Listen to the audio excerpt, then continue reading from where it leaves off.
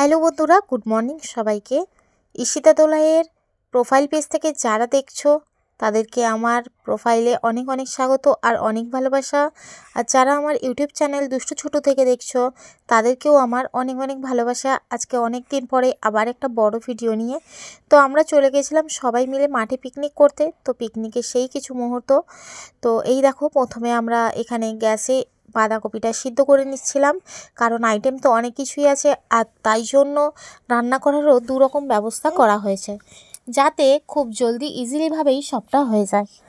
তো আমাদের এখানে খুব বিখ্যাত এখন বিক্রি হচ্ছে ডিশের 100 টাকাওয়ালা কড়া, তার মধ্যে আমরা পাঁপড়গুলোকে ভাজছিলাম। আর দেখো, কড়া তো পুড়ে ছাই, যেরকম দামে সেরকম জিনিস, তো কিচ্ছু তো করার নেই। কিন্তু স্বাদ তো আমাদের অনেক দিয়েছে, এই কড়াটা যে দিয়েছো তাকে অনেক অনেক ধন্যবাদ। আর সবাইকে আমার অনেক অনেক ভালোবাসা। আর যারা যারা কাজে লাগছিল আর কি, তারাও অনেক খেটেছে সবাই মিলেমিশে। আমি জীবনে রান্নাবান্না করিনি, তবুও আমি অনেক কাজবাজ করছি। আমি তো নিজেই ভাবতে পারছি না এটা আমি করছি। তো এই দেখো, বাঁধাকপিটা সিদ্ধ করে নেওয়া হচ্ছে আর এই দেখো জল ঢালা হচ্ছে এইখানে গ্যাসে।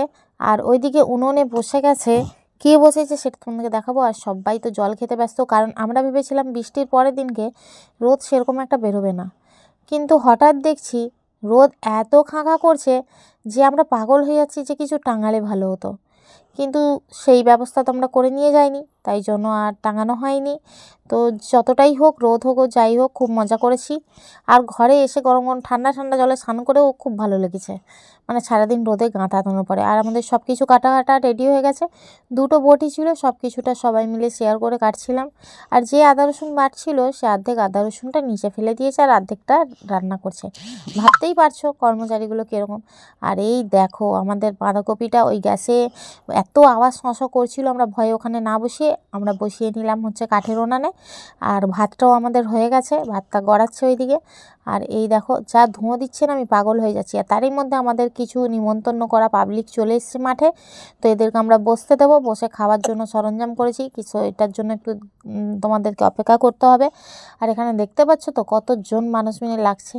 তো যে মশলা বাড়ছে তাকে আমি অনেকটা ভালোবাসি, তো তাই দুবার ধরে তার ভিডিওটা শো আপ করালাম তোমাদের কাছে। আর দেখো, তার পাশে হচ্ছে সেক্রেটারি, সে হচ্ছে সব কিছু ডাইরেকশানটা দিচ্ছে আর বুদ্ধি দিচ্ছে, কারণ তার আগের দিকে মানুষটার তো মাথায় বুদ্ধি টুদ্ধি নেই। তো এই দেখো, আর এই দেখো হাঁড়িতে আবার জল গরম বসাচ্ছি। এই জল গরমটাই হচ্ছে আমাদের স্নান করার জন্য জল রেডি হচ্ছে। আর স্নান করানো বসাতে গিয়ে তো পিকনিক মানেই হুড়ুহুড়ি ব্যবসা।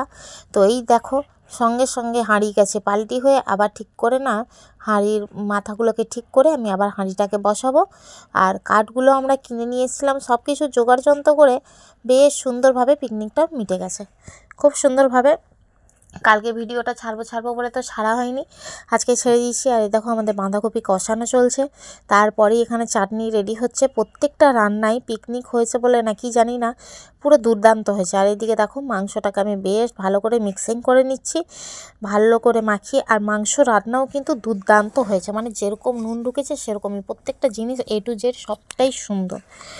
তো এই দেখো, আমাদের পেঁয়াজ কষানো চলছে, পেঁয়াজ কষানোর পরে আমাদের মাংসর ডিপার্টমেন্টে যে আছে আমাদের বিভু দাদা, সে হচ্ছে মাংস রেডি করছে।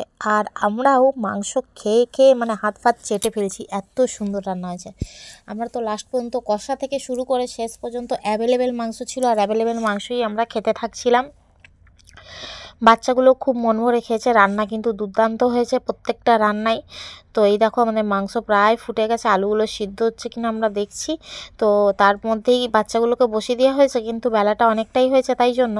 তো এরপরে নুন দেওয়া চলছে, নুন দেওয়ার পরে যা যা মেনু আছে সবগুলোই দেবো, স্যালাড থেকে শুরু করে সবটা কিছু। বেগুন ভাজা আছে, তোমার ভাত আছে, চাটনি আছে, পাঁপড় আছে, মাংস আছে, সব রকমটাই আছে।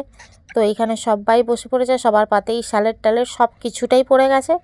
আর এই দেখো, এত বড় তিরপলটা আমরা নিয়ে এসেছিলাম।